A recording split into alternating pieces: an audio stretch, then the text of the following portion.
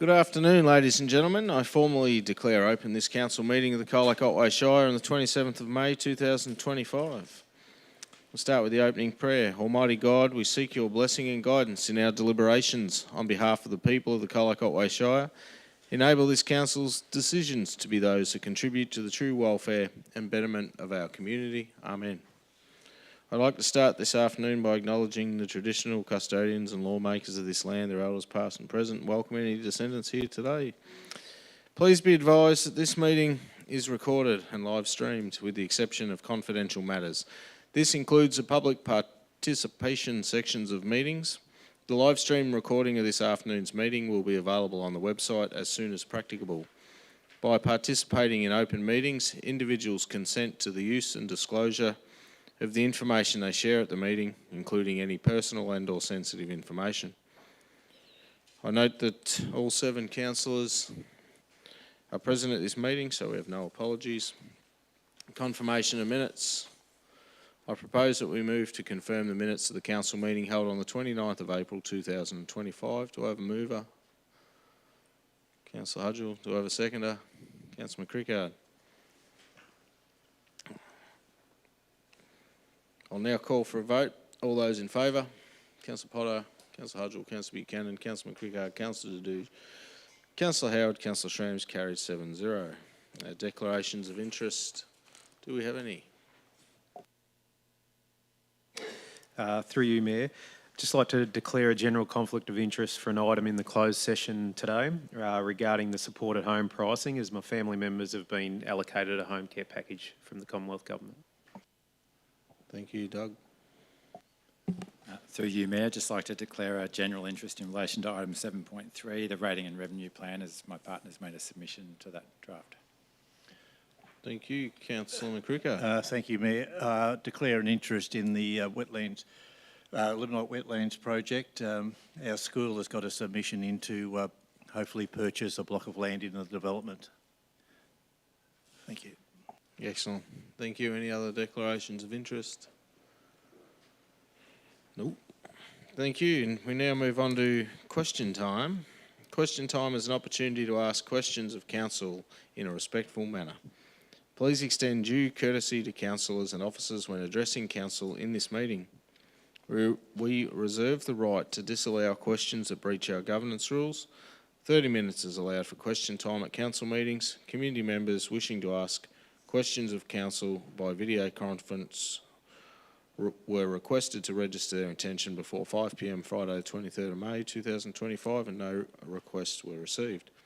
Councillors received questions in writing from Janine Jones, Glenn Beckett, James Judd, Graham Costin, Tim Cobb.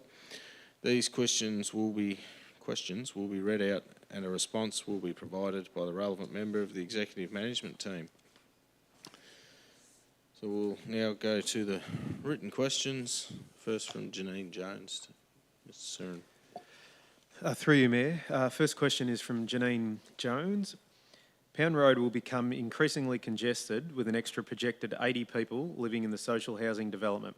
What is Council preparing to do to deal with road traffic, foot traffic and green space? Response. The proposed development would generate additional traffic on Pound Road and the surrounding road network. Council has requested a traffic impact assessment to be prepared by Homes Victoria for the development, and when this is received, Council will have a better understanding of the impact of additional traffic. A footpath currently exists along Pound Road. Consistent with standard development practices, Homes Victoria would be required to construct footpaths along all proposed internal roads within the development. The draft plans prepared by Homes Victoria indicate the provision of a dedicated open space area in the northwest corner of the development site. There is also existing open space in reasonable walking distance of the proposed development. Second question is from Glenn Beckett.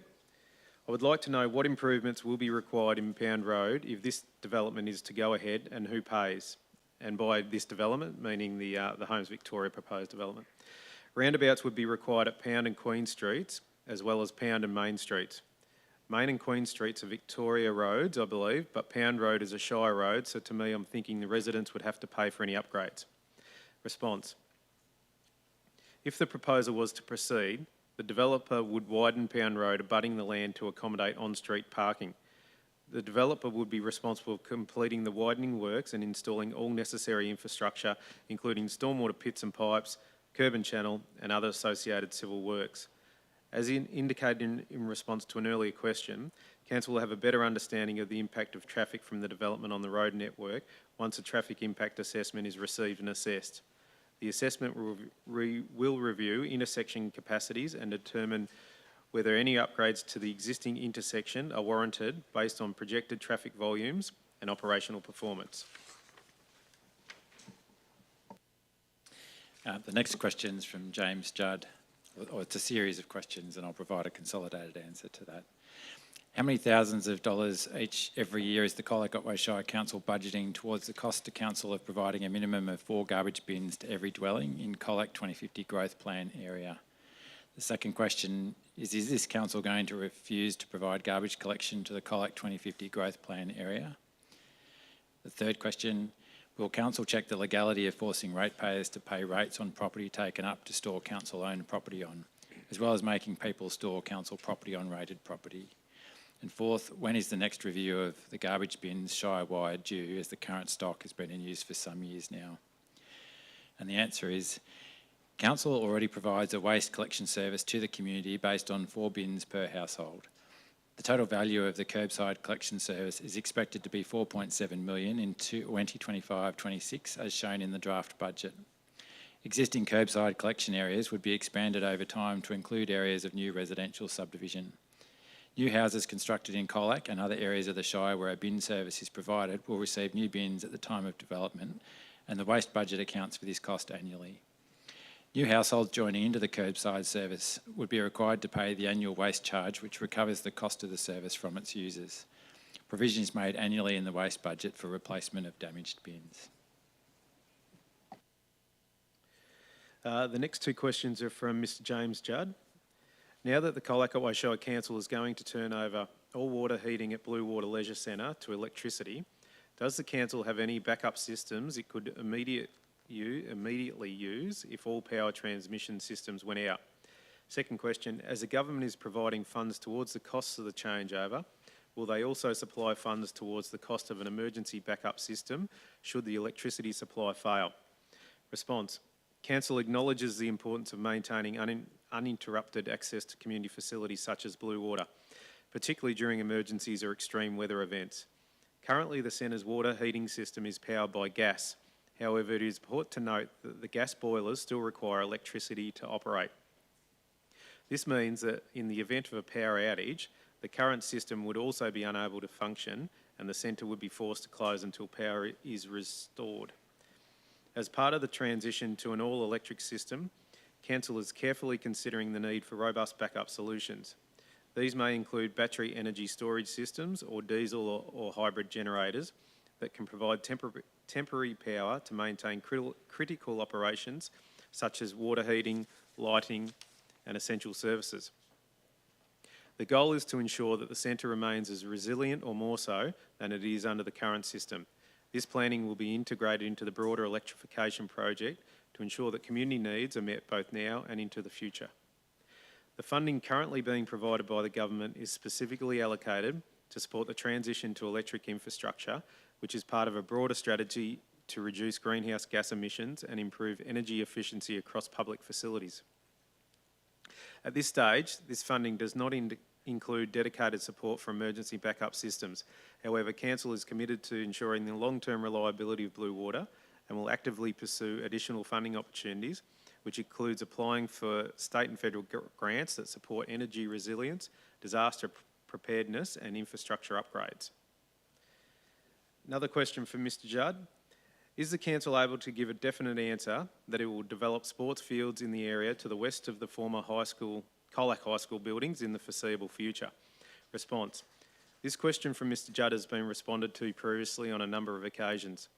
The land north of the former Colac High School site building has been acquired from the Victorian Government as public open space, and a master plan will need to be prepared to determine the future use of the land. The next set of questions have come in from Graham Costin. I'll read the questions first and the answers. There's 8 sections of this. Concerning the draft 25-29 revenue and rate plan and using the most recent CIVs used for setting the 25-26 rates.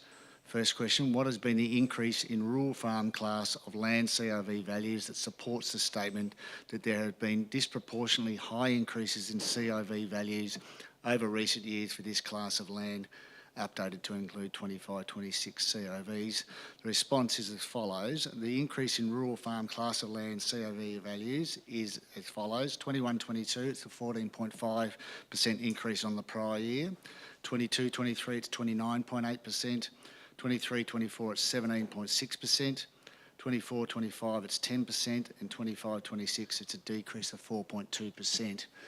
In preparation of the budget, it was determined that increases in CIV of 29.3% over the 23-24 and 24-25 years, along with the significant environment and economic circumstances faced by the rural farm category, outweighed that of other rateable categories, particularly over those 2 years. The second question is as follows. What have been the residential Colac and residential balance of Shire CIV increases over the same period? The response is as follows. For residential Colac class of land CIV values by year, 21-22 it's 12.3% increase, 22-23 it's 25.8%, 23-24 it's 10.8%, 24-25 it's 1.8%, and 25-26 it's a decrease of 1.5%. For the residential balance of Shire class of land CIV values, 21-22 it's 13.9%, 22-23 it's 38.1%, 23-24 it's 13.5%, 24-25 it's 4.8%, and 25-26 it's a decrease of 3.1%. The increase in CIV for the residential Colac class of land values over the 23-24 year and 24-25 year was 12.8%, while the increase in residential balance of Shire class of land CIV values over the same period was 18.9%. These were significantly less than that provided in response 1 for the rural farm class of land CIV values of 29.8%. Question 3. What was the annual percentage contribution to the council's total rate revenue paid by the rural farm class of land over the same period, not in brackets, not including the fire services property levy?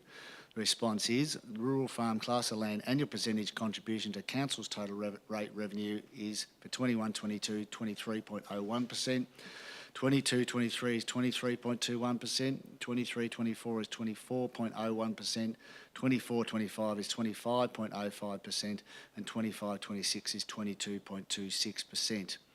Question 4. Assuming no reduction in the rural farm differential rate, what would be the total rates and charges bill, not including the Emergency Services and Volunteers Fund levy, for a residential property valued at $600,000 in Colac?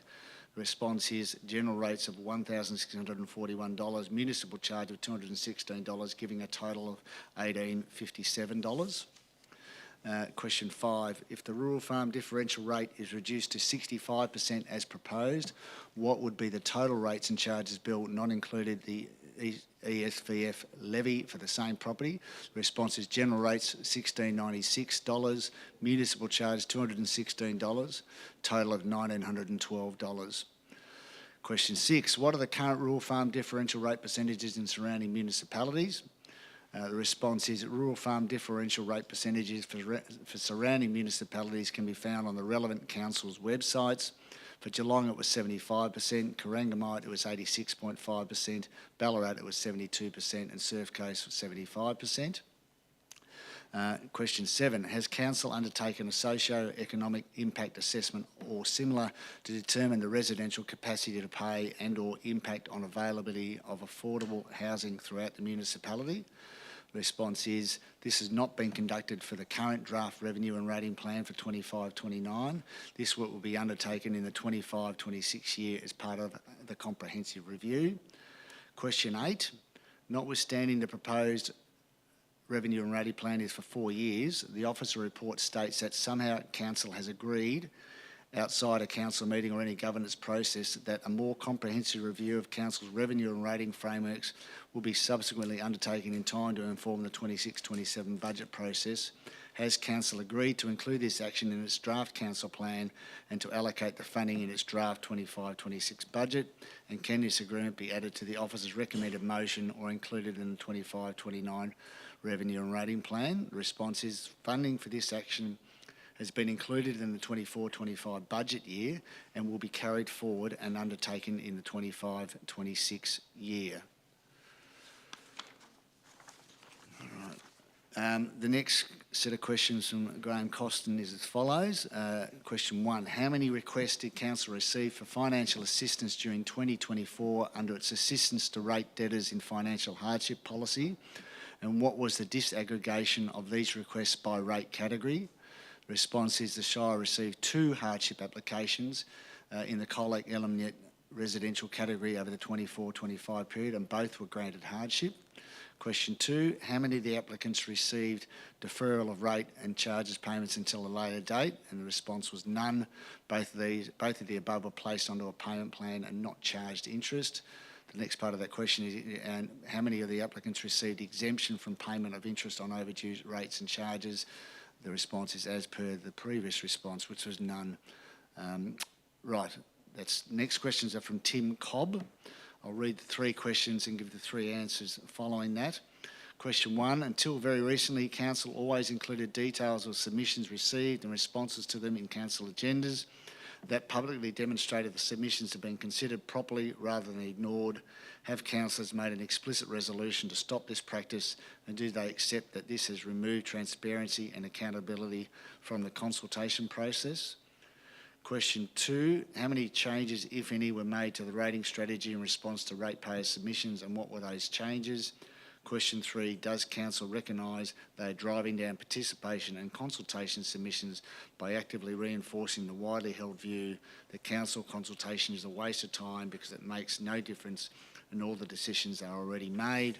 Response to those 3 questions are: question 1, councillors have not made such a resolution, and additional content addressing the submissions has now been issued to the public. Question 2, there were no changes made to the revenue and rating strategy following the submissions process. Question 3, all submissions were appropriately considered and it was deemed that no changes were required. Thank you. Thank you for that, officers. That concludes all our written questions. We now move to questions from the gallery, and in accordance with our governance rules, we have sought registration for questions from the gallery. I have 3 questions. The first one from Mr. Alan Billings. Thank you.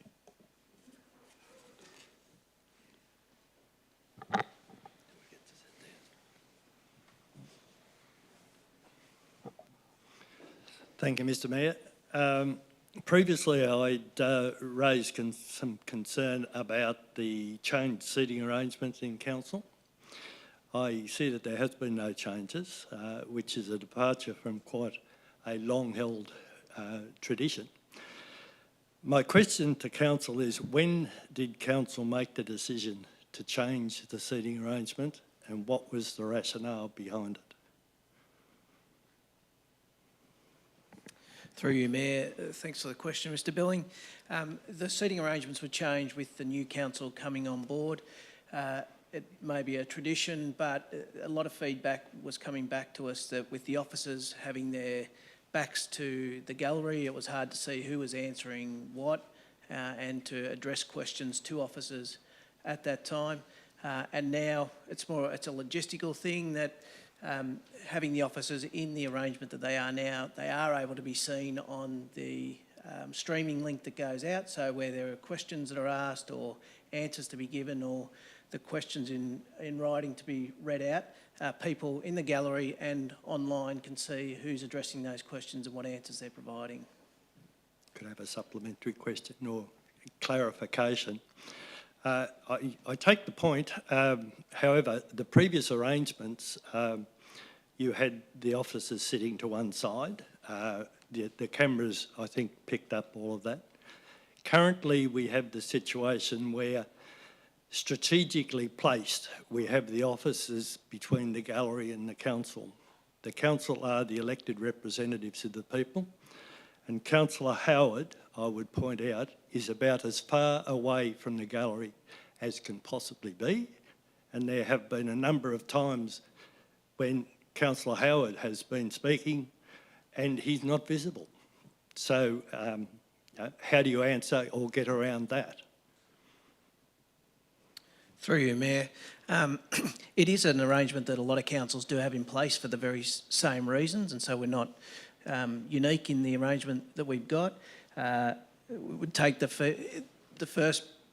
answer the first part of your question, as I said, there was a lot of feedback that we got that people didn't appreciate having the officers' backs to the gallery and backs to the discussion, and so that's the reason that we were able to turn around. Take the point that Councillor Howard may not be able to be seen. We were trying to get in place arrangements where the tables were in more of a U shape so that everybody was able to be seen equally through the gallery, and that's work that we're still undertaking. The first part of my question was, when did council make the decision, not the administration? Through you, Mayor, it's just a discussion that we had, as I say, when the new council came on board. It was an arrangement that we would trial and put in place. So the decision was made by the councillors? No, it wasn't made by the councillors, made by the administration.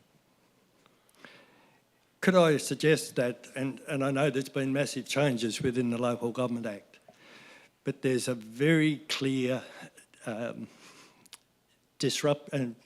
dissatisfaction out there, the way the councillors who are elected by the people, paid for by the people, and their role within the administration becomes diminished.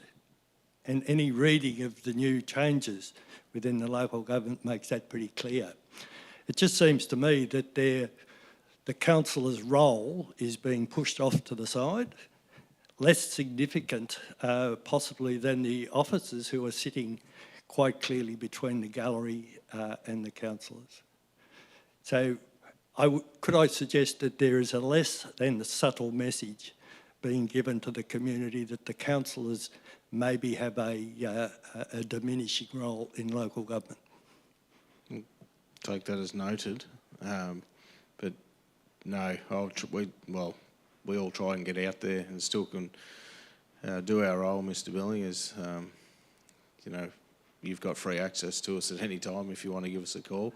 But I understand what you're saying, and the governance rules and things have tightened up over time, but we still try and get out there and perform our duty to our ability. And if we don't, we hope that people like yourself and the community all let us know. Thank you. The other question is, well, it goes back to the election, and that is, and I know I raised the issue, I'm not sure I got a good answer, is at what point will council inform the community of the changing roles of councillors and the administration? Because there's a lot of misunderstanding out there. I raised this issue. I suspect even if one was to go and read the manifestos of some of the councillors, what they expected to be able to do and what the Local Government Act allows them to do is very different. However, and that differentiation is there in the community as well. So there's a community that has an expectation of their councillors which the councillors cannot meet because the Local Government Act has got them controlled. The council was going, I thought, had indicated that they would try and inform the public of the changing roles. Is there anything in... Through you, Mayor, I'm not aware of anything that we were going to put out to inform people of the changing roles. There's maybe something that we can put out to clarify further the roles of councillors. The Electoral Commission put out a lot of information around the election time, and it's perhaps something that we can have a look at and make more readily available now to the community. Thank you, Thank you. Mr. Billing. We now have questions from Linda Lucas. You have to come up to the microphone, or you don't want to ask a question? Sorry?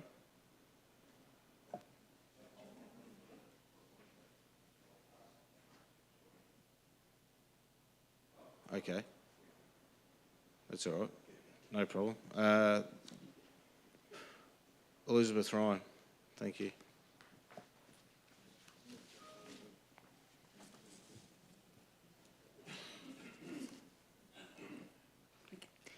Thank you for today's item 7.2 on the agenda, and I look forward to the outcome of that item. My first question is, how long does the 2007 structure plan for Colac remain relevant to our community? I just missed that. 2007, did you say? Yes. Okay. Yeah, thanks. Thanks for the question. Just to note that the 2007 structure plan was superseded by Colac 2050, the growth plan that was finalised in around about 2020, 2019, 2020. Okay. So any item that was mentioned then and all the work that was done? Yeah, okay.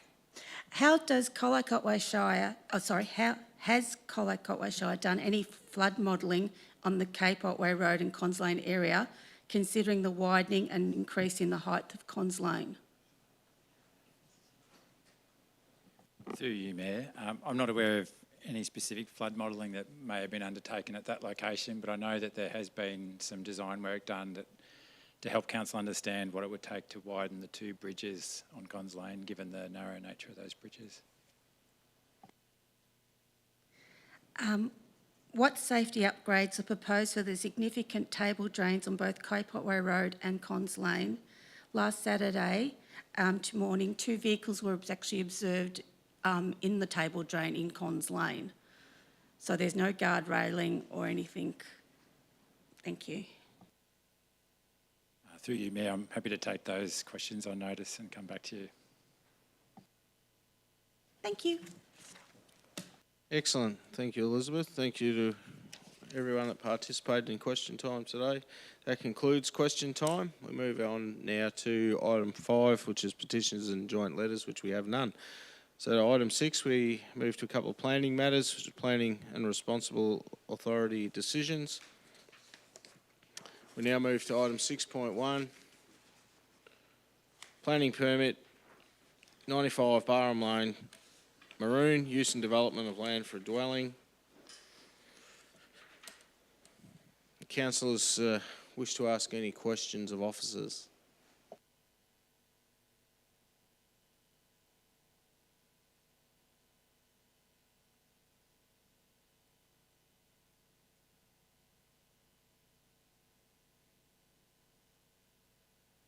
No? In that case, councillors, there's an officer recommendation in the report. Does any councillor wish to move the officer recommendation as is? Councillor McCrickard, seconded. Councillor Buchanan. Councillor McCrickard is the mover.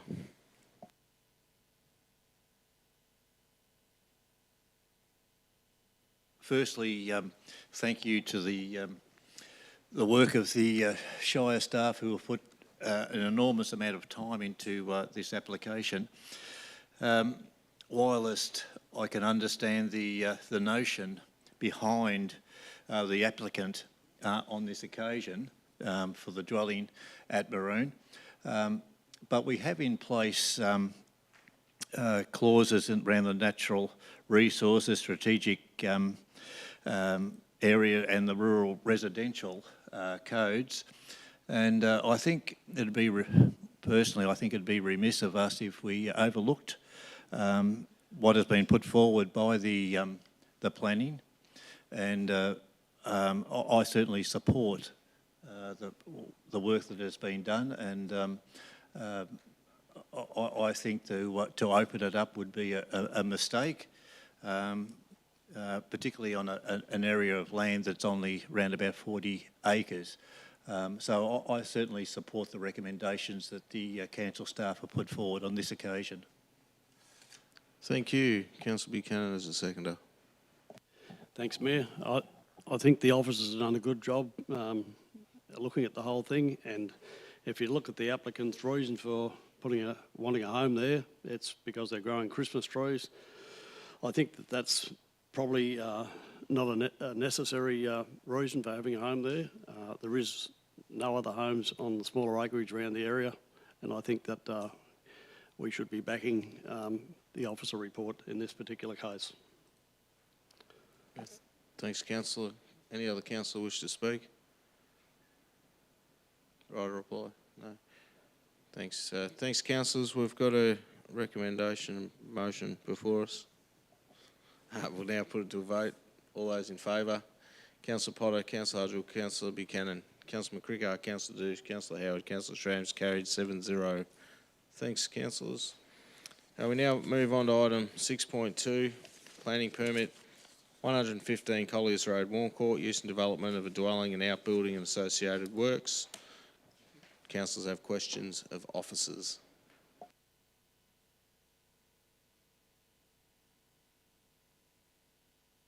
There's no questions. There's an officer recommendation in the report, councillors. Does anyone wish to move that recommendation?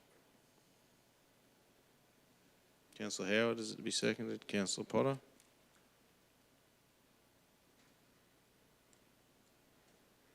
Councillor Howard as the mover.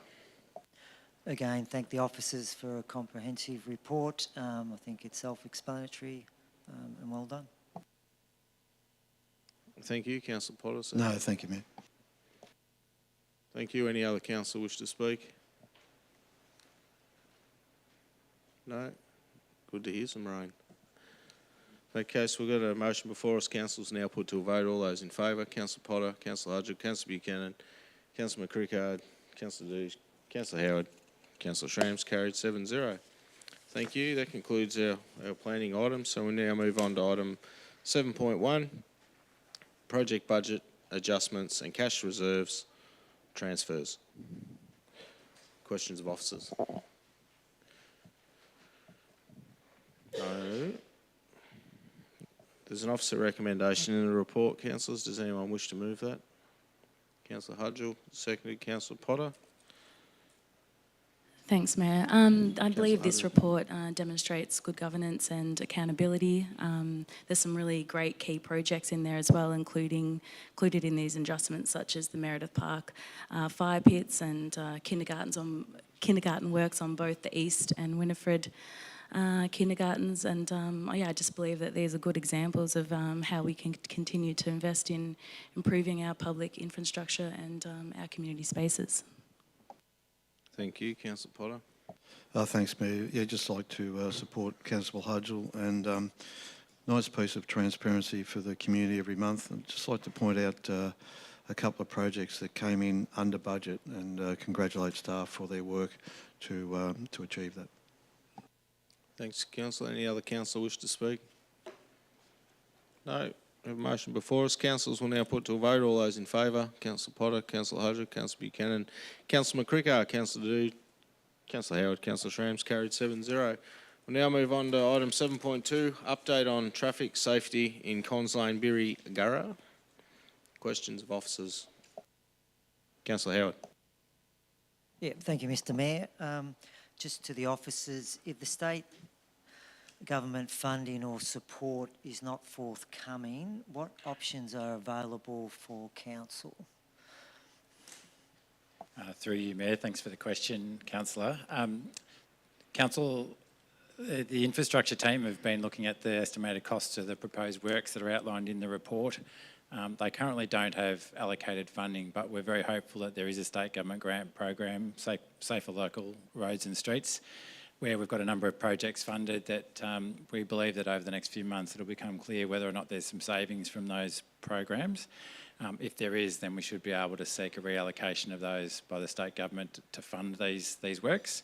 If that's not possible, then we'll come back to council and seek a resolution for you to allocate the money that's necessary for implementation. Thank you. Any other questions?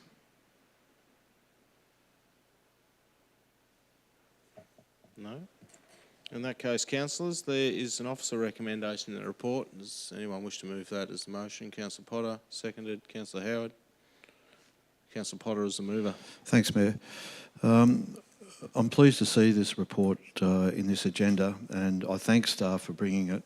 This has been an ongoing issue in relation to road safety in Cons Lane and surrounds. I congratulate the diligence of the community, in particular Elizabeth Ryan, for her work seeking some improvements to road safety, and it's had some publicity in local media from time to time. Council has been looking at ways to improve road safety in this area. This report sets out where we're at, what our intentions are, and I think it makes it clear that the Shire is really trying to do something. May have taken a little while in some people's view, but this summarises our work and our intentions, and hopefully there'll be a good outcome for road safety in this area. Thank you, Councillor Howard. Seconder. Yeah, I support Councillor Potter's comments, and I look forward to a resolution to this ongoing issue. Thank you. Thank you. Any other councillor? Councillor Buchanan.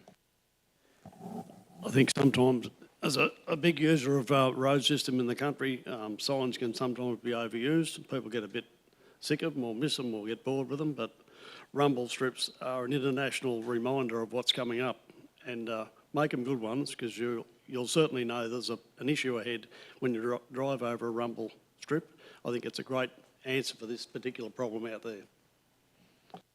Thank you. Any other councillor? No, I just want to say I'd like to thank Elizabeth Ryan for all the hard work on this and community advocation to continually keep this in the council's agenda and the state government, being Vic Roads, and hopefully something can be done with the likes of Google Maps and things too that send the tourists off the main roads down these routes, because it says it's 30 seconds quicker, so it takes them down these roads that aren't appropriate for the tourism traffic. So hopefully we can, do something which is a topic all the time on tourists going down the wrong roads because of Google Maps. So hopefully we can advocate in that space too. But much needed outcome on Cons Lane, and hopefully the funding isn't too far away or a budget allocation. So thanks. Right, reply, Councillor Potter? No. We have a motion before us. Councillors will now put to a vote. All those in favour: Councillor Potter, Councillor Hudgell, Councillor Buchanan, Councillor McCrickard, Councillor Dedoosh, Councillor Howard, Councillor Shramps. Carried 7-0. Thank you.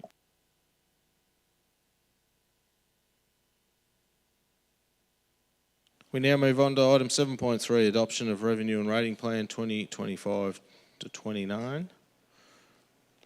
Councillors have any questions of officers?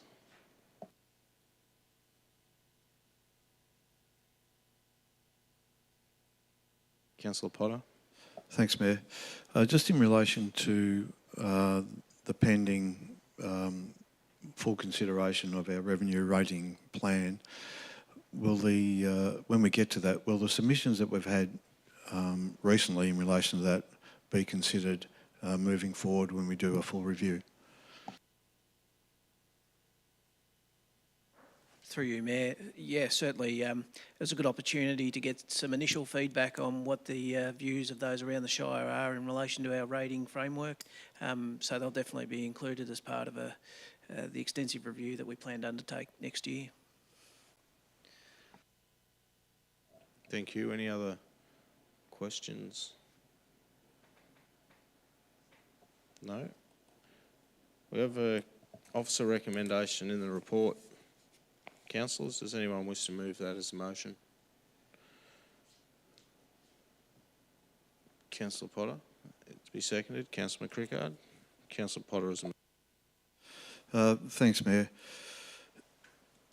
Can I just start by saying, apart from yourself and myself, this is a new council, and having been elected in November with no experience in relation to these matters, have had to undergo some intensive induction training, then all of a sudden are obliged by legislation to address a revenue and rating plan. And it's really difficult for experienced councillors, let alone new councillors. So there is an intention, and it's budgeted, that we will do a full and comprehensive review of the revenue and rating plan. In the meantime, to get the budget done, we're obliged to come up with some initial figures. And I'm pleased with the work that councillors have done in this area. We did have quite a number of submissions, mainly from the coastal areas in relation to the issue around short-term rental accommodation.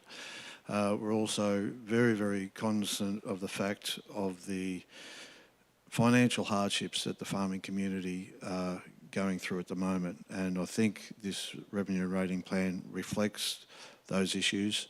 It's for a 12-month period till we complete a major review, and I'm very comfortable to support this, Mayor. Thanks, Councillor. Councillor McCrickard as a seconder. Thank you, Mayor. No, I concur with the message from Councillor Potter, and it has been a steep learning curve for myself, and I guess for other new councillors as well.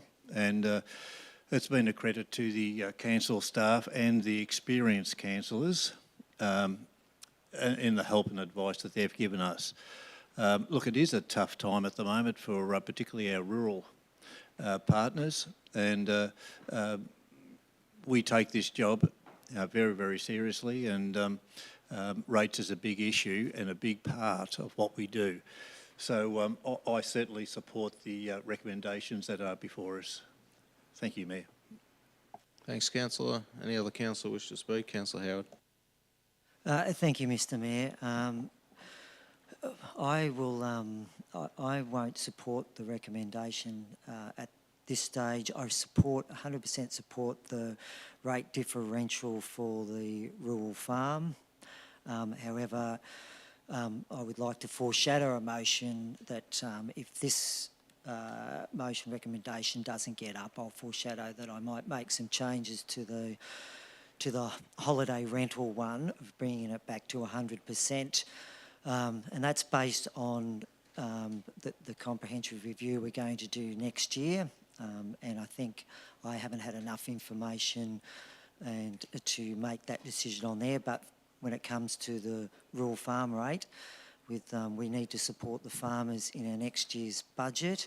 They're the backbone of Victoria in our rural areas like Colac, Apollo Bay, Biak, all the other rural areas. To me, they're responsible for, well, I've read it in the Victoria report, they're responsible for 24% of Australian food exports in 2023, and they want to get higher than that. They employ 69,000 people, and I don't think places like Colac, Apollo Bay, that now have our lifestyle residents there, I don't think they'd be the places they were without the farmers. So I 100% support the rate differential, but we're going to do a lot more work on that in the next budget, which I really appreciate. But I will foreshadow if this recommendation doesn't get up, only on that part one to do with the holiday rental. Thank you, Mr. Mayor. Thanks, Councillor. Any other councillor wish to speak? Councillor Buchanan. Yeah, I think that the whole community has a lot of empathy for the farming community at the moment, and I think it's unfortunate that we're stuck in the middle of a drought, and along comes a big change in the services levy that's plonked on top of the collection duties of the local shire, which is completely unfair, I believe. It sees us wringing our wrists trying to make decisions on playing with a few dollars here and there to help ratepayers, but I guess at this time my heart goes out to the farmers and full support to them in this differential. I think that the differential for holiday homes down there is probably not one that's quite so critical to people's lives as it is to farming lives at the moment. Thank you. Thanks, councillors. Any other councillor? No. Ryder or Prolly? Councillor Potter? We have a motion before us. Councillors will now put to a vote. All those in favour: Councillor Potter, Councillor Hudgell, Councillor Buchanan, Councillor McCrickard, Councillor Dew, Councillor Schramm. All those against? Councillor Howard. It's carried 6-1. Thanks, councillors. We now move on to item 7.4, award of contract 2510, panel for provision of tree services. Questions of officers? I've just got one question just for transparency, that the stuff in the confidential attachment is seen by all councillors and contains commercial in confidence, isn't that right? That's correct, Mayor. Thank you. Just for those at home that councillors do get to see, it's not just a report that comes before us that we vote on. Any other questions? No. There's an officer recommendation in the report, councillors. Does anyone wish to move that? Councillor Howard, anyone seconder? Councillor Potter. Councillor Howard is a mover. Thank you. Yeah, just a quick one. The provision of tree services, it's a very important contract to award with everything that's going on with the environment, and we need to have proper arborists looking after our trees, and so I think it's just more important than just a run-of-the-mill contract in our rural shire. Thanks, Councillor. Councillor Potter, seconder. Thanks, Mayor. I support Councillor Howard, and I'd just like to point out that there are a number of people or companies that can be used by council over the next period of time for general work in relation to trees and power line, trees being cleared from power lines and all the rest of it. The range of contractors provides different levels of service, but allows council to pick and choose as befits the job in front of them. Thank you, councillor. Any other councillor wish to speak? No. Right or reply? No. In that case, councillors, we've got a motion before us. We'll now put to a vote. All those in favour? Councillor Potter, Councillor Hudgell, Councillor McCrigo, Councillor Buchanan, Councillor Dadu, Councillor Howard, Councillor Schramm. It's carried 7-0. Now move on to 7.5, award of contract 2419, Eliminate Wetlands Project. Questions of officers.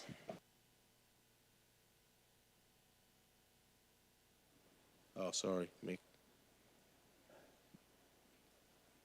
Mick's got a conflict of interest to this item.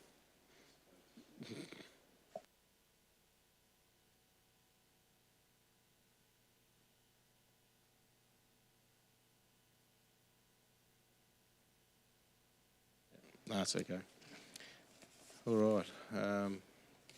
That Mick's left. Questions of officers. Councillor Potter. Thanks, Mayor. Just a question in relation to provision for contingency in relation to the contract. Should there be an increase in materials, which everyone's had to suffer over the last few years? Just wondering if there's a contingency plan and how much it is. Through you, Mayor, if council's to award this contract today, that would still leave a significant contingency in the project budget. Obviously, the detailed design has been done, so the level of variations we're hoping will be limited, but you never know what will happen on site once construction starts. But yeah, we're pretty comfortable with the contingency amount we have. Thank you. Thank you. Any other questions? I'll just clarify that once this is completed, that it becomes public open space. Yeah, through you, Mayor. Absolutely. So this is not just a wetlands to help treat stormwater and detain water coming through our stormwater system. It would become a public open space. So it's zoned appropriately already, but this would provide access and so things like a playground and walking paths and things for our community to access. So it'll be a great result once it's done. Yep, possibly even some fishing. Very good. Any other questions? No, we have officer recommendation in the report, councillors. Does anyone wish to move that as the motion? Councillor Potter, seconder. Councillor Hudgell. Councillor Potter. Thanks, Mayor. Pretty exciting for the community to see this finally in front of us. This project was started some time ago, suffered some setbacks with some things that hadn't been looked at, also cost of materials and all the rest of it. It's been reviewed, and now sits in front of us, Mayor, that with the funding from RDV, the original plan will be able to be delivered in total. And at one stage it was looking like it wouldn't be. This is a great project as far as public open space goes, but also in relation to the freeing up of some land for the building of much needed housing. So pretty exciting for the community. Thank the officers for their work to get it to this point where we've got a budget that can support the whole project with some inbuilt contingencies in case of some unforeseen circumstances. Thanks, Councillor Potter. Councillor Hudgell, seconded. Thanks, Mayor. No, I've got no further comments, just that I echo Councillor Potter's excitement and also thank the officers. Thank you. Thank you. Any other councillor? Councillor Howard. Yeah, thank you, Mr. Mayor. I think it's an exciting project, and also I think it shows, post the Monitor's report, that all the councillors get excited about lots of projects across our shire. We're not parochial and we're not ward-based, and we do things right for the whole Colac Otway Shire. So I think this is very exciting for the whole shire and for the residents. Thank you. Thank you. Any other councillor? No. I'd like to say on this, I am excited about it. I think it's a big, great project for our community. I'm not going to say, it's the new botanical gardens, but to have a new parkland and waterland and walking spaces and playground, it's a huge win for our community. And I'd like to thank everyone that put in for a tender. I know it's hard work filling out the paperwork, and when you're unsuccessful, it's it's a little bit of a setback at times in your business. But we had overwhelming interest in this project. But not only is it it will be a great addition to our community, because you don't often get to have new parklands of this calibre constructed, but it also it serves the purpose of helping out the drainage and unlocks potentially housing in the Limonite area as well. So it's got several benefits, from public open space to the retention of the water and to open up future housing developments. So I'm looking forward to it, and everything will go. Hoping everything will go as planned, and I'm no reason to doubt why it shouldn't. So I am excited about it. I think it's going to be a great thing, and even though we need rain, it is pretty dry, and hopefully they can still get in there and get started, because it can be a problematic bit of an area. So thank you. Thank you. Writer of reply, Councillor Potter. No. Thanks, councillors. We'll now put the motion to a vote. All those in favour? Councillor Potter, Councillor Hudgell, Councillor Buchanan, Councillor Douche, Councillor Howard, Councillor Shrams, carries 6-0. Thank you. Could we get Councillor McCrickard back, please?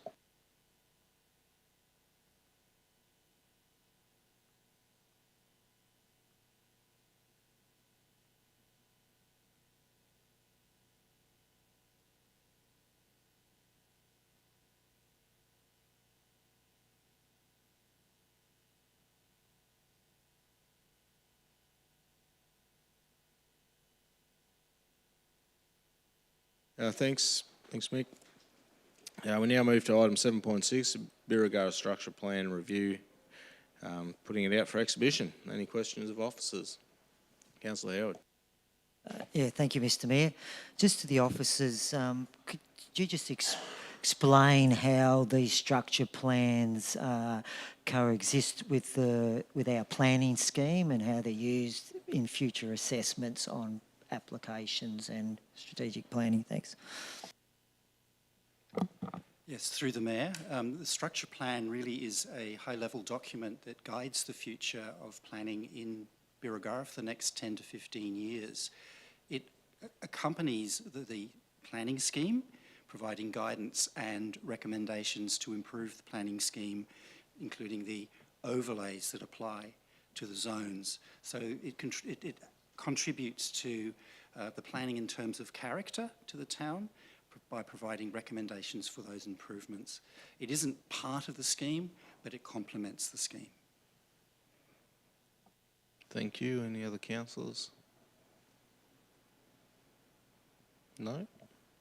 Well, there's an officer recommendation and report, councillors. Does anyone wish to move that as a motion? Councillor Hudgell, is it to be seconded? Councillor Dew. Councillor Hudgell is the mover. Thank you. Thanks, Mayor. I think the most valuable part of this plan is now hearing from the people who live and work and care about this town, and it's the community consultation that really shapes this whole document. So I just really want to encourage everyone to jump on and fill out the online community survey. Also pop into the Saturday morning drop-in centre, and I know the report also states that the officers are also available to respond to any queries by phone or writing as well if required. So I just want to point out also all the incredible work that has already been done to this draft with stakeholders and also staff and officers. I know that there's been a huge involvement, so I just want to say thank you. And hopefully in 10 to 15 years, I won't be on council and I'll be drinking a coffee in Bury, enjoying the new space. Thank you, Councillor Dew, as a seconder. Yeah, just echoing Councillor Hudgell's voice. It's such an active community, Bury. They have such great vision for what they would like in their community, and I think that this is a really good stepping stone for them to reach out and discuss what their vision is, and I appreciate how much work the officers have put in, and I'm looking forward to hearing submissions. Thank you. Thank you. Any other councillor? Councillor Potter? Thanks, Mayor. I'd just like to say in reading this report that you could clearly see or hear the voices of the community in relation to how this was put together. There were some conflicting views, but we can read what the community think already, and I thank the officers for including all that and supporting my fellow councillors who have spoken and just encouraging the community to have their say. Thank you. Councillor Buchanan.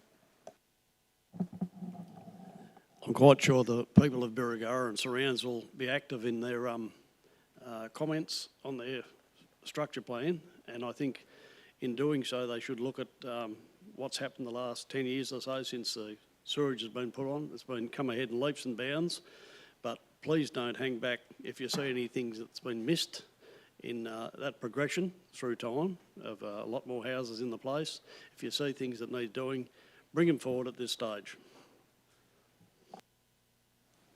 Thank you. Any other councillor? Councillor Howard?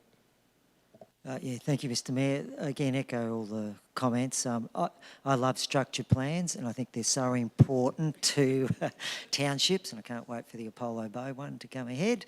But so, again, we can't emphasise, get involved, please, community, with this, because this is a very, very important piece of the jigsaw puzzle to make sure that your town has a great future. Thank you. Any other councillor?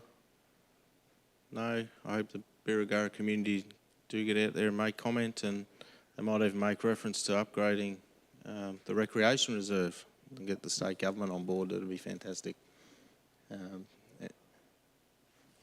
Bike path. Councillor Hudgell will write a reply. No thanks. All right, we have a motion before us. Councillors will now put to a vote. All those in favour?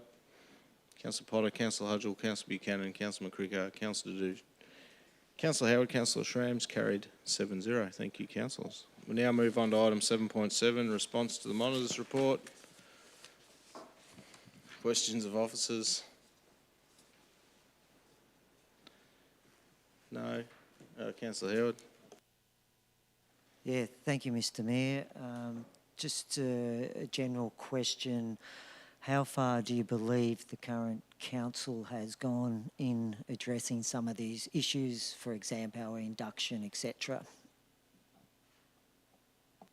Thank you, through you, Mayor. The Monitor's report actually highlights the extensiveness, the breadth and depth of the induction program in which this councillor group participated in late 2024. So it's important to note as background for anyone listening that the period of the Monitor's appointment was from July 2024 through to January 2025. It therefore covered the latter period of the last council's term and the very early period of this new council's term. And the report does highlight that, that the program itself was intensive and it was comprehensive in addressing both the mandatory requirements for the skills and knowledge that is required of councillors early in their term as mandated by the Local Government Act, and in addressing issues that the Monitor was actively identifying during the term of her appointment. So in that sense, the council has already made significant steps towards implementing the overall intent of the Monitor's recommendations, but it's worthwhile noting that there is a significant program of work throughout council's term that would need to be delivered to deliver the full intent of the Monitor's recommendations.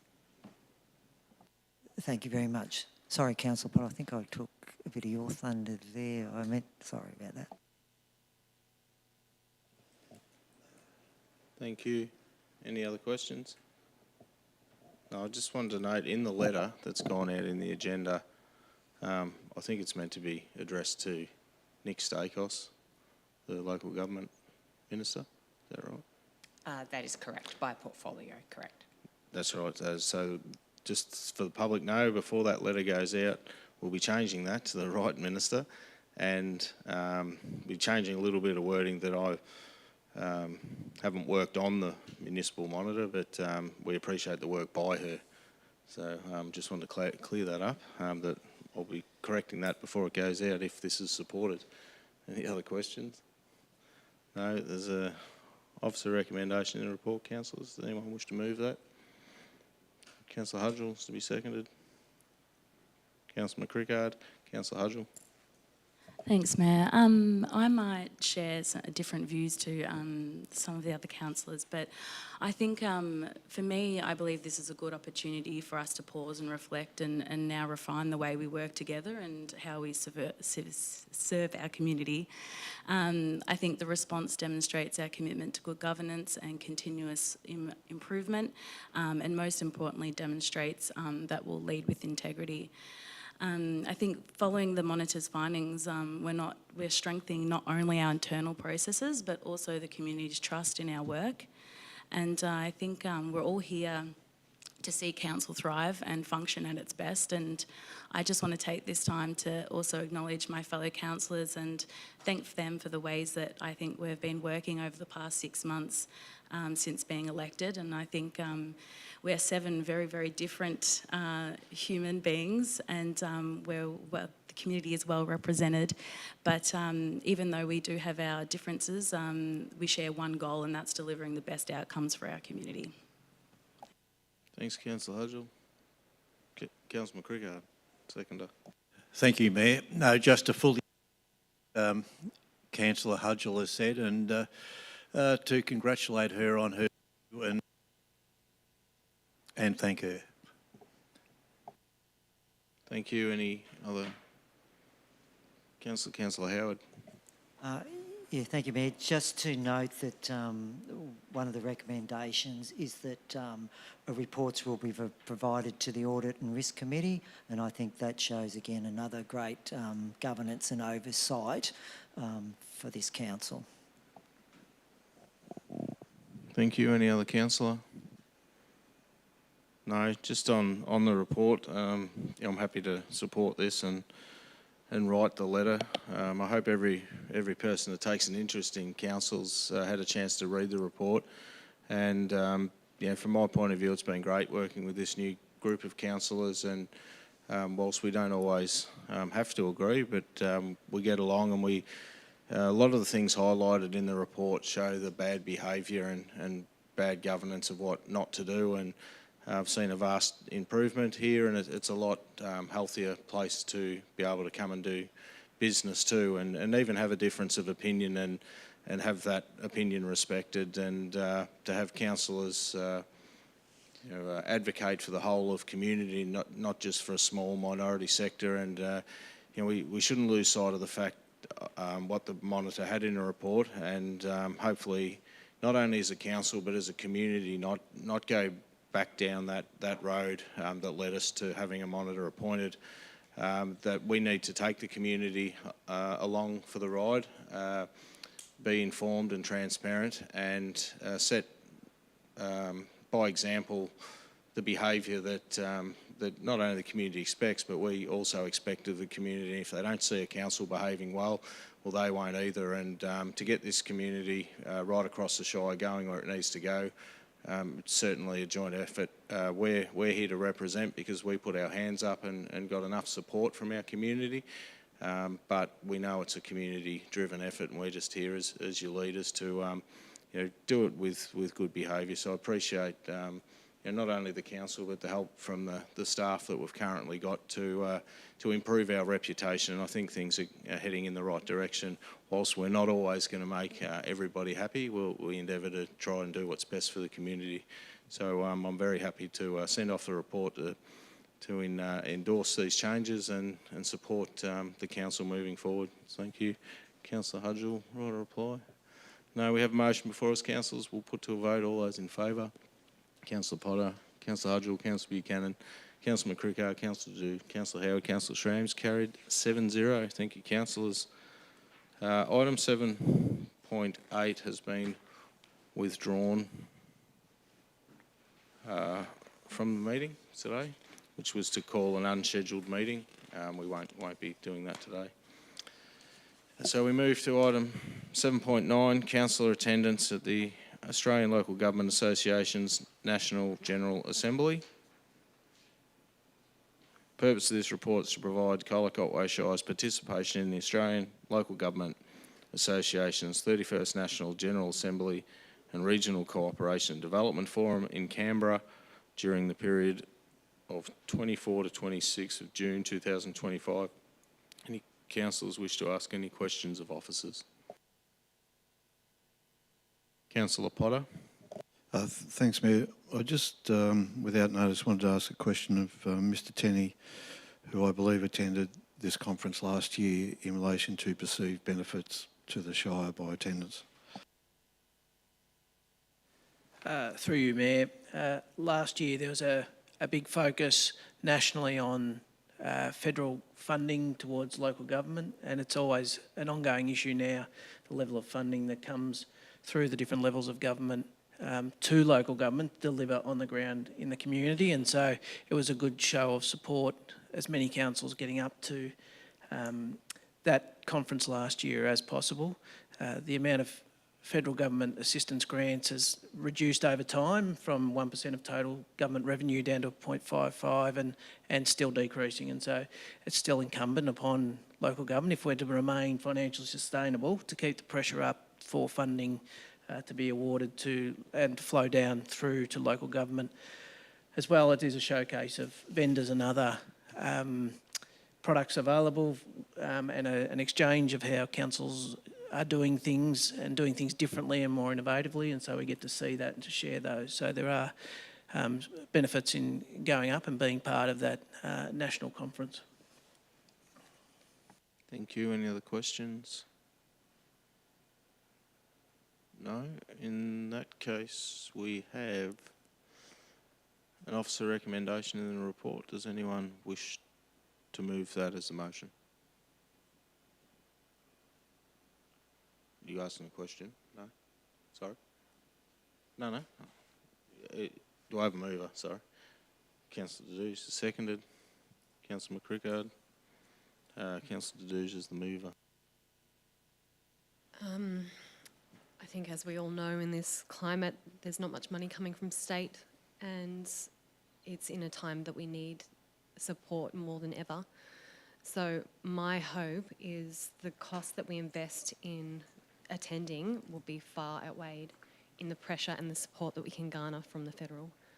So that's why I'll be supporting this. Thank you. Thank you. Councillor McCrickard as a seconder. Thank you, Mayor. I concur with Councillor Dudu, and I think it's important for us to be represented in a professional sense along with other councils. It's really important, particularly in this climate of uncertainty, and I'm sure that the information and the connections that are made on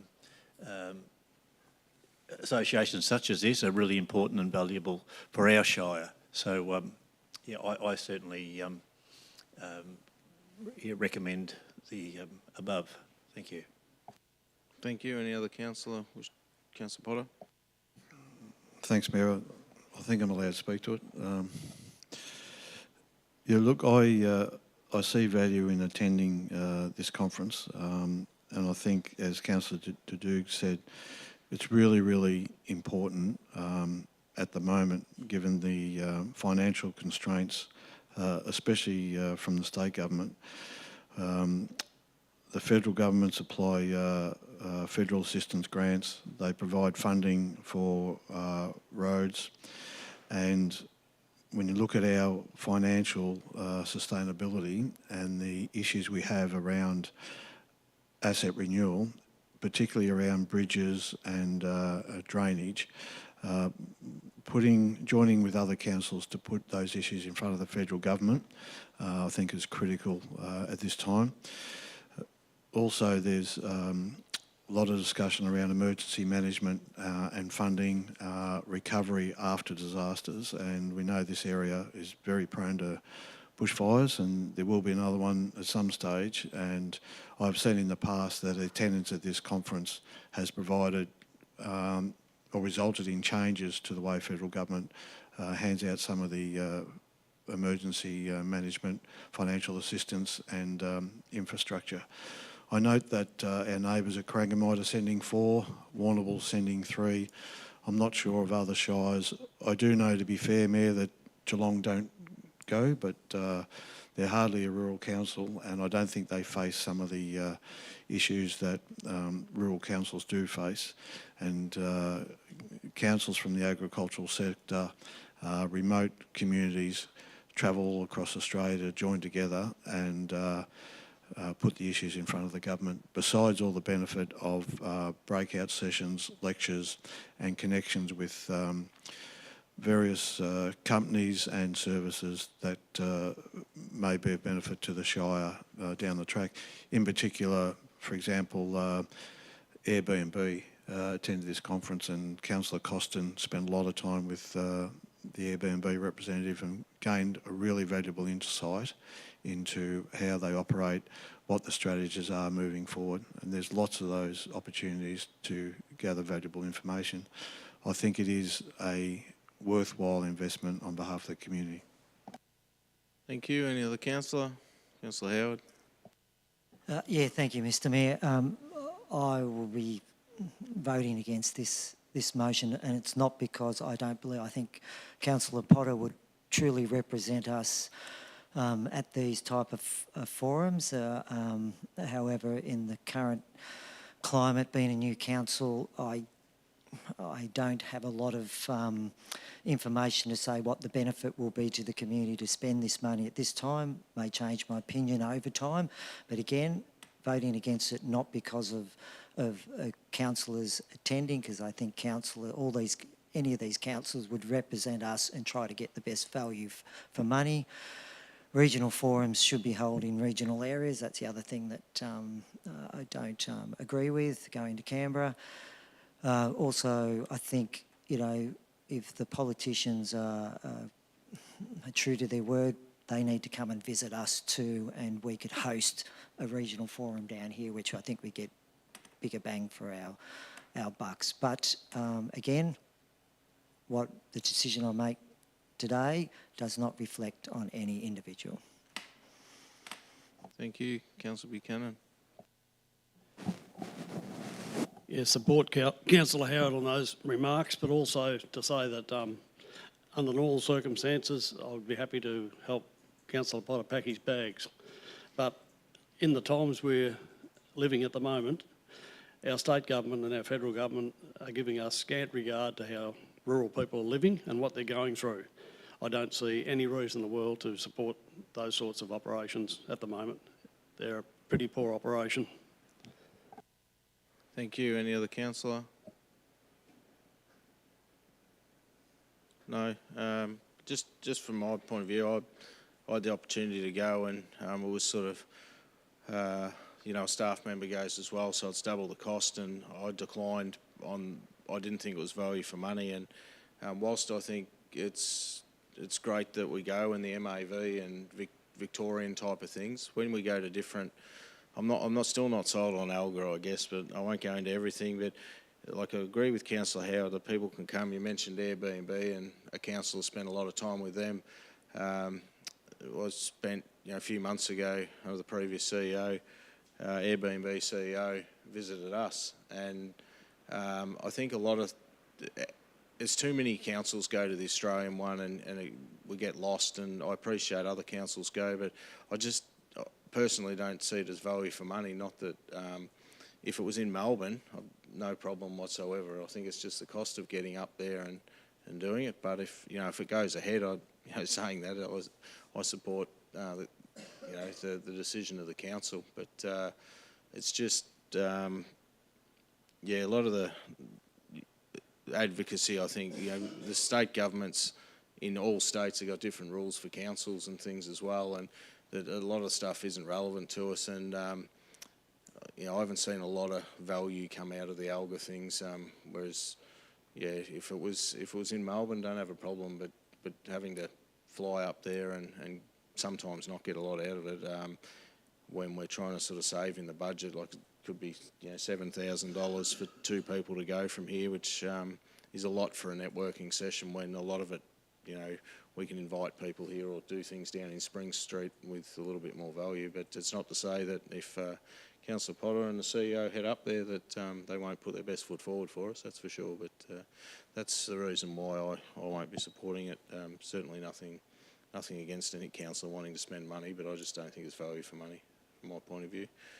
Any other councillor? Councillor Dews, write a reply. To echo the Mayor's sentiment, if anyone was going to be there representing us with the motions that will be put forward, I'm grateful that Councillor Potter will be there.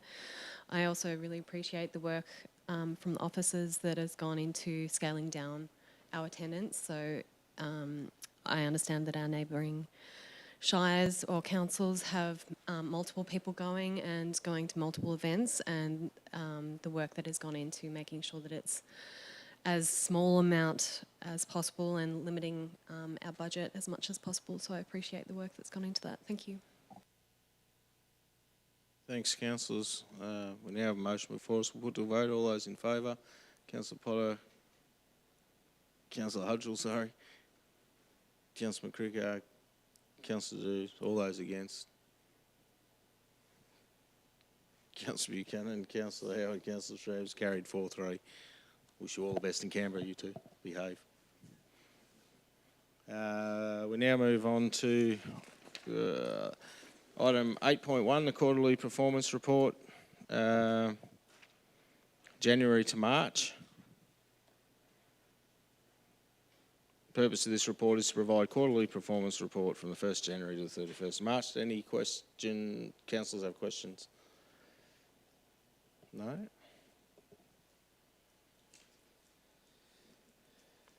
All right, councillors, there's an officer recommendation in the report. Does anyone wish to move that as a motion? Councillor Howard, is it to be seconded? Councillor Hudgell. Councillor Howard is the mover. Thanks. Thank you, Mr. Mayor. Another good, transparent report that goes via the Audit and Risk Committee. So again, another set of eyes over it. So congratulate the officers for putting it up. Thank you. Thank you. Councillor Hudgell is the seconder. No? Any other councillor? Or reply? No, in that case, we'll put it to a vote. All those in favour? Councillor Potter, Councillor Hudgell, Councillor Buchanan, Councillor McCrickard, Councillor Dew, Councillor Howard, Councillor Schramm, carried 7-0.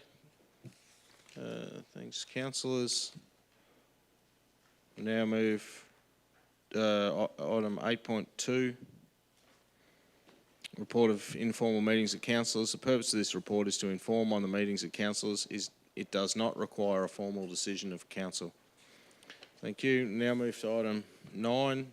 Does anyone have any urgent business? Councillor Potter. Thanks, Mayor.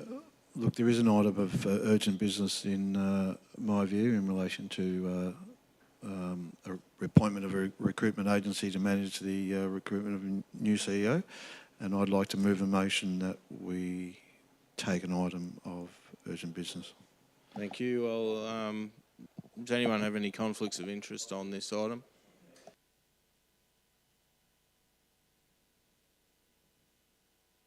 Through you, Mayor, I'd like to declare a material conflict of interest as this relates to the recruitment of and the appointment and the arrangements around that of the Chief Executive Officer, the role in which I'm currently acting in at this point in time.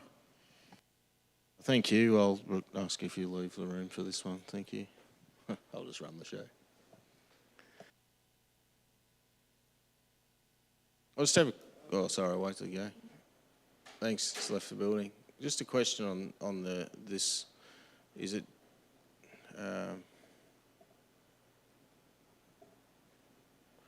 do we need any additional wording for any other? Excellent. Very good. Seconder, we do. So I'm just learning. This is Councillor Howard, seconded. Do you wish to speak?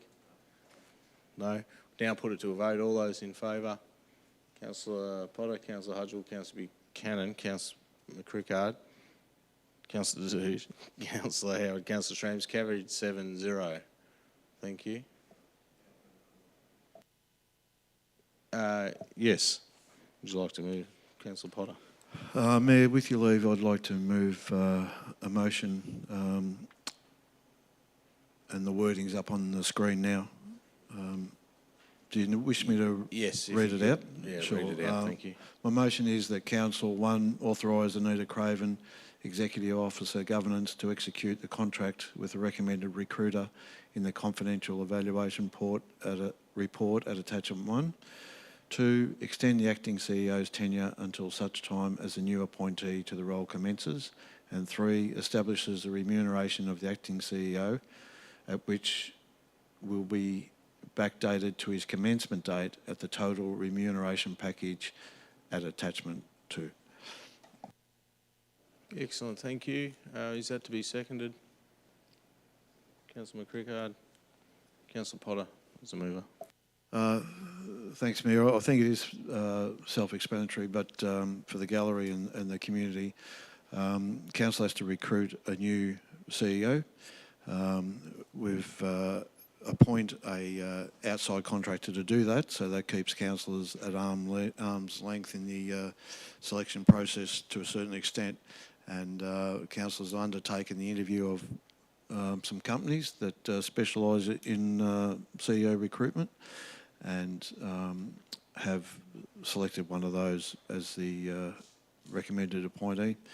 In the meantime, we have an acting CEO who will hopefully sit in the chair until that process is completed.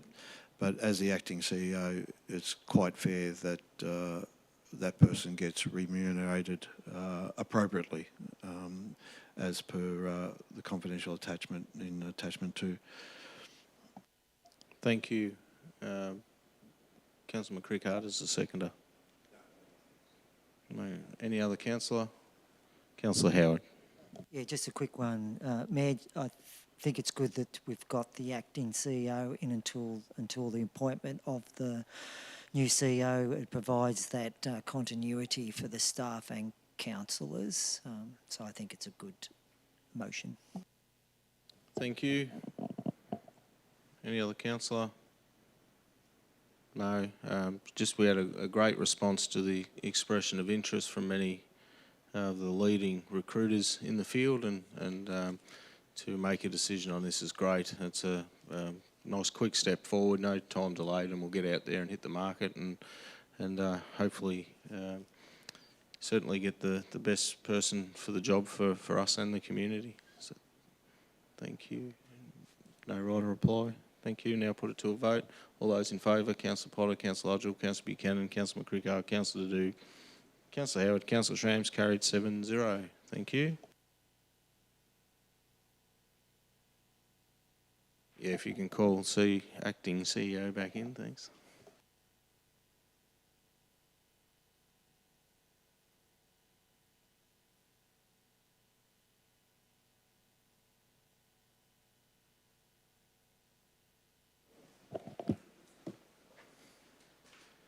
Thanks, CEO. We've actually voted to let you go, so thank you. Thank you for coming back. We'll now move on to item 10, notice of motions. Councillor Potter, Emergency Service Volunteer Levy. Thanks, Mayor. Look, I filed this notice of motion with assistance from staff in relation to wording. I've made a further change, Mayor, if I may. The wording's up on the screen there. I've added a point 4, which changes the original motion to move point 4 to point 5. I'm happy to read out point 4 for the interests of the gallery as it wasn't in the agenda. And any changes in point 5 you may have made. Yes, thanks very much. And I may have made one there as well. So, Mayor, point 4 in my notice of motion reads, note that the increase in tax will result in the significant funds being taken from the Colac Otway Shire area, causing a significant roll-on effect to businesses. And in point 5, I'll read out the whole lot, I guess, Mayor. Point 5 authorises the Mayor to write to the Premier, the Deputy Premier, which is a change, the Treasurer, the Opposition Leader and relevant crossbench members expressing opposition in the strongest possible terms to the increases generated by the establishment of ESVF based on its significant financial impost on Colac Otway Shire ratepayers and emergency service volunteers, and request an immediate reversal of the legislation. Thank you. Does anyone wish to second that? Councillor Howard. Councillor Potter as the mover. Thanks, Mayor. Look, we all know the public outcry in relation to this legislation that was passed recently.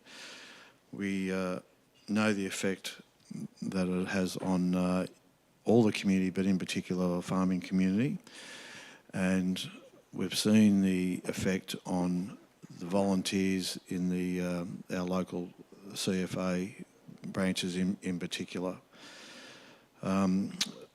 Yourself, Mayor, joined with other mayors to highlight the issues and to ask for change, but Council hasn't taken a formal position per se on that. Hence, I bring the notice of motion so that on the record, Council has a formal position against the changes to the levy and the renaming to the Emergency Services and Volunteer Fund.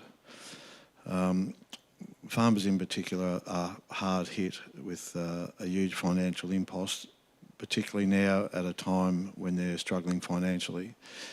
And I do note that the state government has offered some financial assistance packages, but in relation mainly to new water tanks, new troughs and all the rest of it. The issue for farmers is they've got no water, they've got no feed, and they don't have any money to address either of those issues. So there is some provision in drought-affected areas that the levy may not apply. I think there's still some detail missing, but in the meantime, if councillors support this, I would like you to write to the Mayor, to the Premier and others, stating, as the Mayor, stating our position in relation to this levy. Thanks, Councillor. Councillor Howard is the seconder. I thank Councillor Potter for bringing this motion forward. It supports the MAV motion at the state conference that we've got to keep this issue alive until a resolution that's acceptable is made. Thank you. Any other councillor wish to speak? Councillor McCrickard. Thank you, Mayor. No, just to reiterate what Councillor Howard said, I thank Councillor Potter for bringing this forward for a formal decision. And I know a number of councillors have worked behind the scenes with people in our community who are struggling. So, you know, I think they need to be congratulated on that. And I think the leadership that our Mayor has shown on this issue outside of our Shire and within our Shire has been really positive. So thank you, Mayor.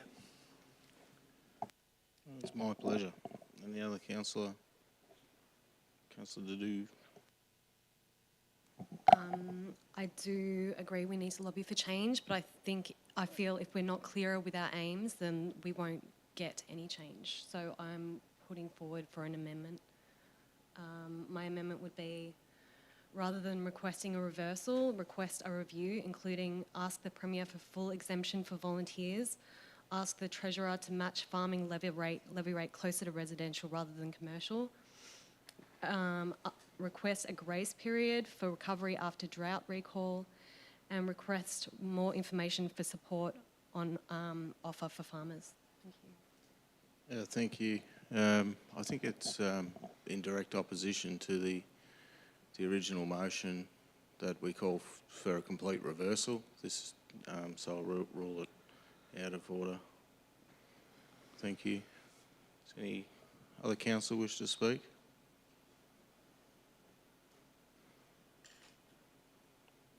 Councillor Buchanan? Oh, sorry.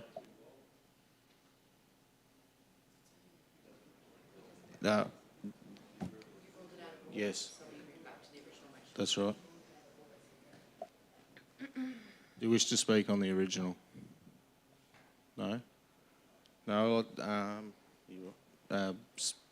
thank Councillor Potter for bringing this forward, and I like the wording that I can write in the strongest possible terms. I think it's a little bit dangerous, but I'll try and keep it respectful.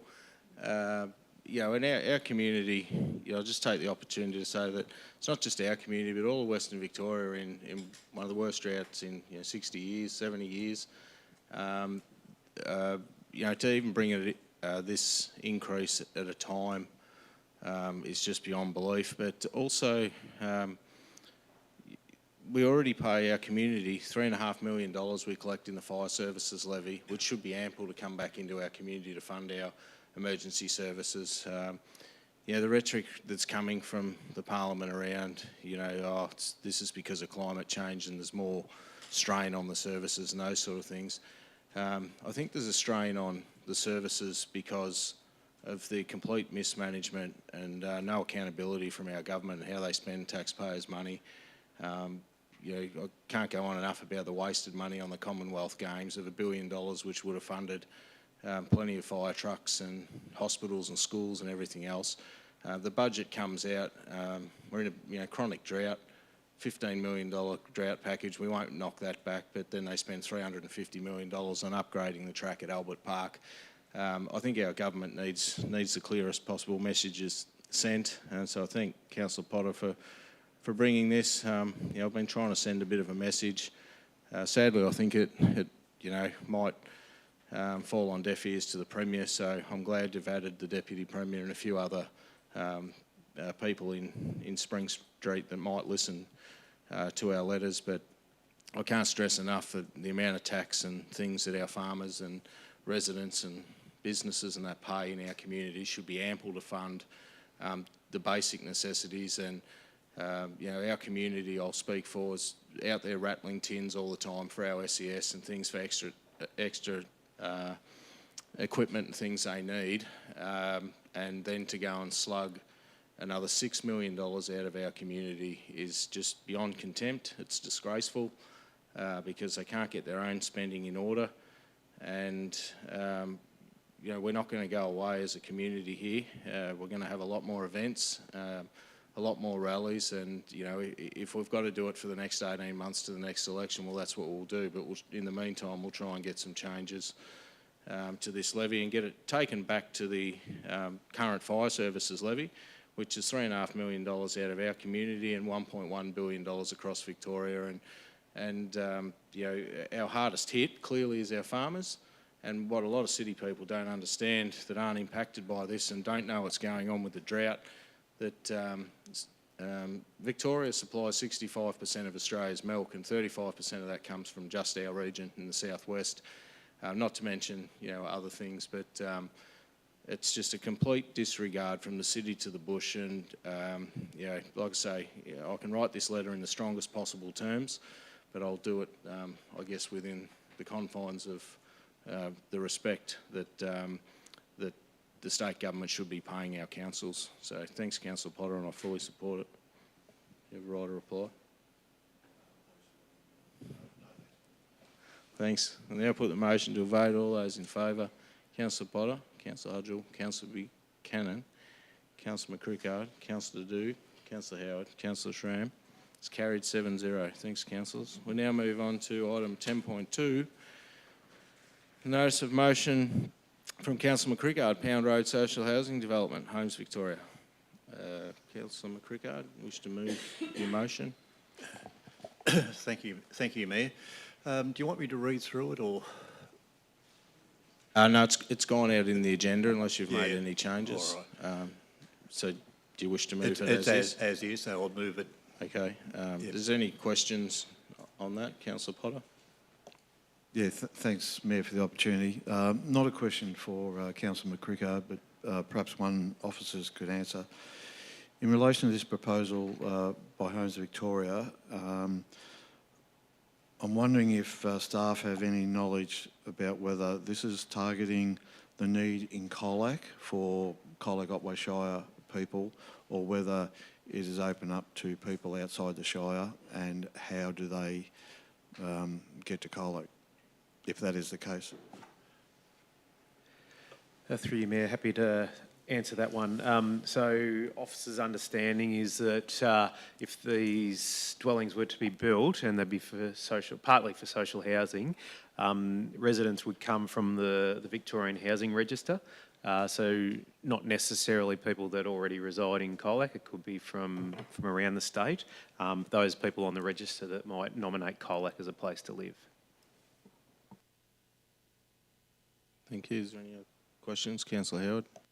Yeah, just to the officers, this parcel of land, what is it zoned?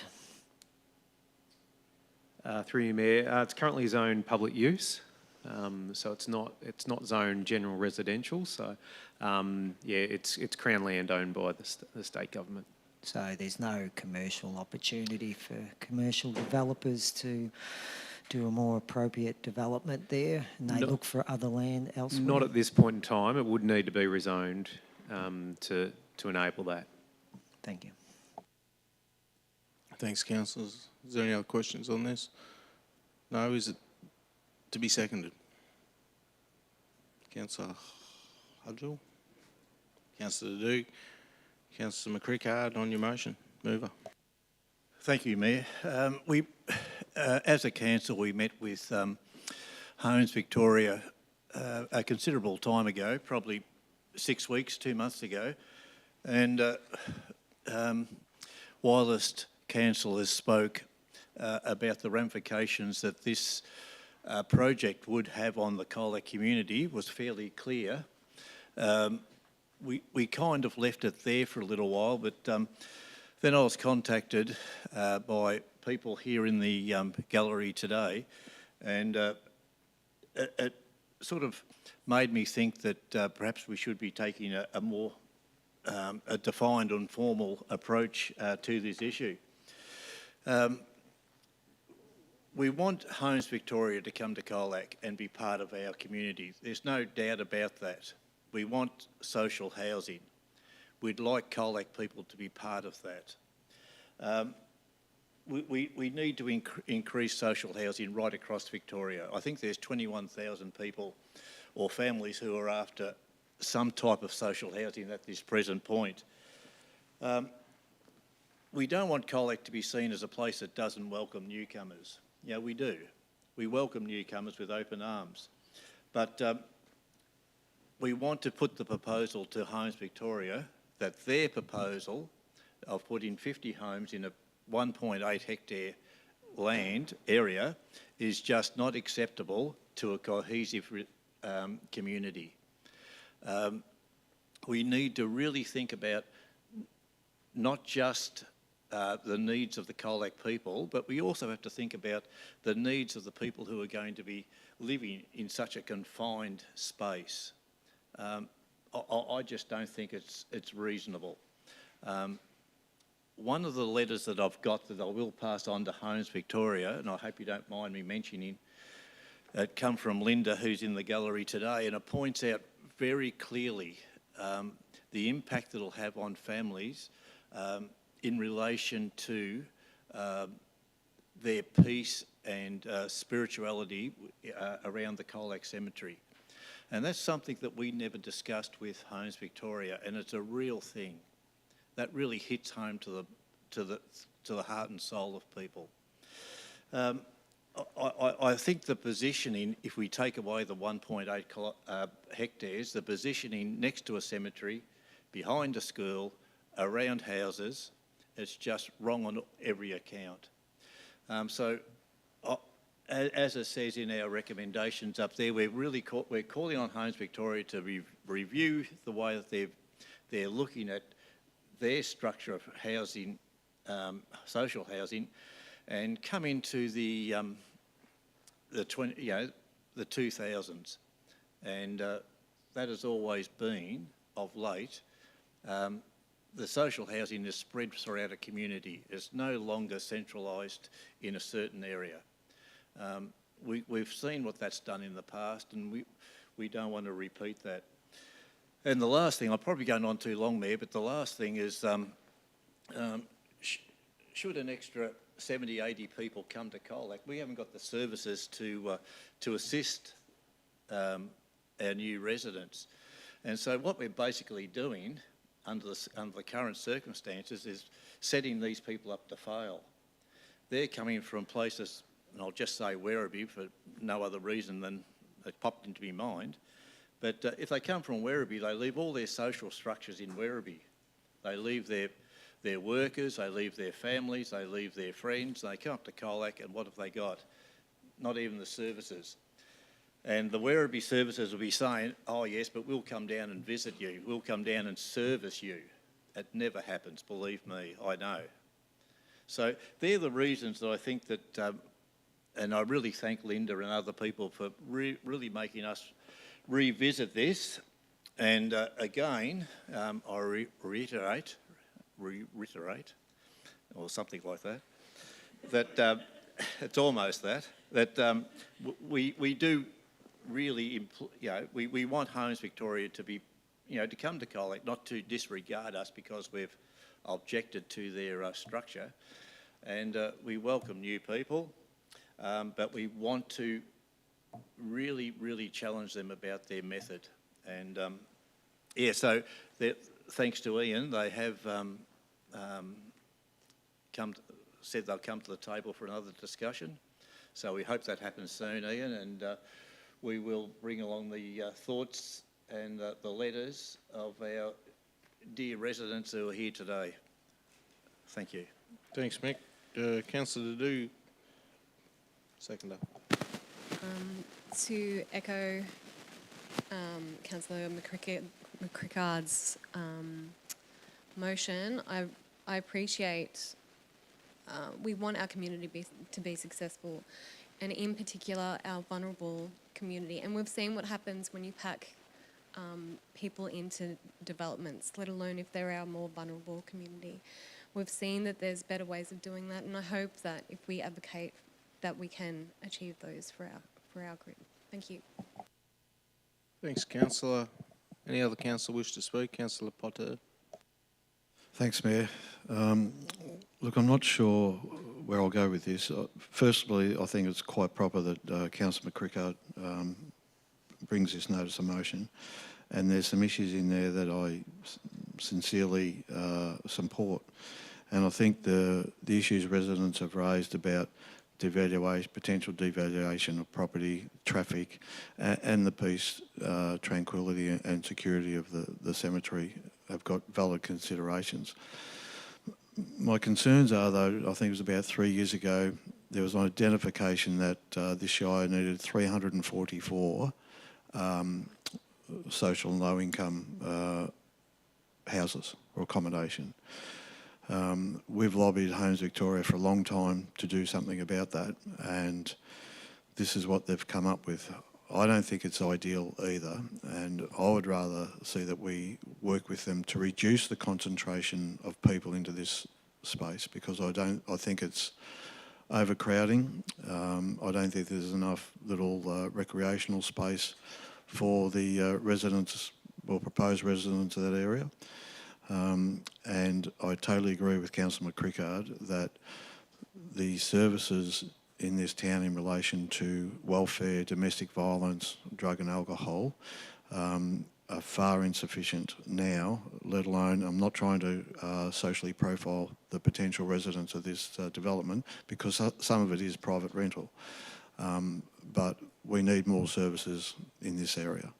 But we need the housing. How you get that compromise, I'm not too sure.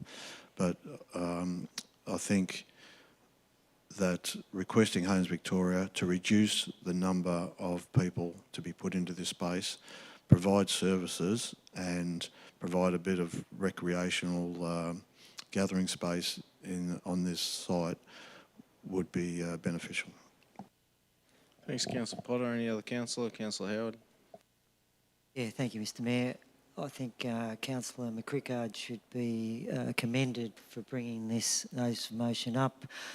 He's advocating for his community. He has a very good understanding of the issues around this project, and I think Homes Victoria are going against their own policy. Local government seems to get hit over the head every time we deviate from one bit from a policy position, and now they seem to be going the opposite of what really should be happening. So, again, thank you, Councillor McCrickard. Thank you. Any other councillor? Councillor Buchanan. Last and short. A terrific motion by Councillor Michael, and I think there was a question come from the gallery earlier on, or an opinion about maybe the council's working in a different manner these days. But I think looking at some of these projects that we're talking about right here and now proves that the council group is working very, very effectively, not just on this particular item, but some other items, you know, planning areas and stuff like that, where this council's very much having an impact. Well done, Mick. Thank you. Any other councillor? No, well done, Mick, for bringing this. A couple of points. I agree with everything everyone said. It's just not a great outcome. You know, the government's own reports and things show that social housing don't work in this model. But I just wanted to point out, which you've got in your motion, which is great, that it doesn't fit in with neighbourhood character. And I think if we were looking at a private subdivision down to 100, 150 square metre lots, punching in houses that might technically fit in the planning scheme, there's neighbourhood character is a reason why you can knock things back. And this doesn't fit into neighbourhood character. There's no other lot sizes, extreme high density housing, in this area, or even probably in the whole Shire, to be fair. If we're looking at it from a private developer just wanting to squeeze as many homes in and make a buck out of it, I think they'd be given their marching orders straight out, and it wouldn't surprise me if they took it to VCAT, that VCAT would uphold a council's decision. So there's a planning grounds where this doesn't fit in, not to mention all the social and other things we've heard. So I fully support it. I'm glad you've brought this so council's got a formal position on it, rather than us having an opposition just out in public. And hopefully we can have these other meetings, which they've scheduled Housing Vic, but it'd be great to talk to the planning minister, and I hope this isn't a foregone conclusion with the state government. hope that, if they don't want to listen to the council, listen to the community, because I think they've spoken loud and clear. But also, your last couple of points in here, just to make clear that we do want funding, we do want social housing, work with the council in all our new developments to have it spread out throughout our community, and it even helps the people that that live in those communities to have a bit more pride and can learn a bit of work ethic and have good neighbours to help out, rather than just sort of drop to the lowest common denominator sometimes these areas bring. But well done, Mick, and it looks like it'll get supported, and hopefully I get to write another letter. Be good. Thanks.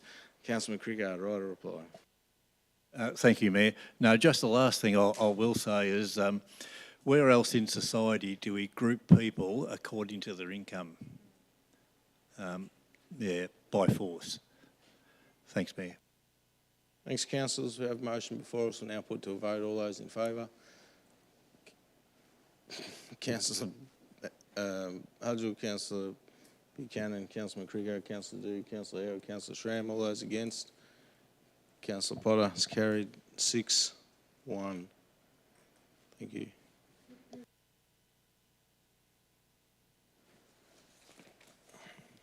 Now we move the remaining items for consideration of the council to be considered in a closed session. In accordance with section 66 of the Local Government Act 2020, this meeting will be closed for the public, and council move into the closed session for consideration of these items. Councillors, I'll now ask for a mover of the motion to close this open council meeting and move into closed session to deal with the following items. 1, the minutes of closed session council meeting held on the 25th of March 2025 under Local Government Act 2020 section 3(1)(h). On the basis of this matter deals with confidential meeting information, being records of meetings closed to the public under section 66(2)(a), and 2, support at home pricing under the Local Government Act 2020 section 3(1)(a). On the basis that this matter deals with council business information, being information that would prejudice the council's position in commercial negotiations if prematurely released. Do I have a mover? Councillor Potter. Mayor, I'd like to move what you read out. Thank you. Do I have a seconder? Councillor Howard.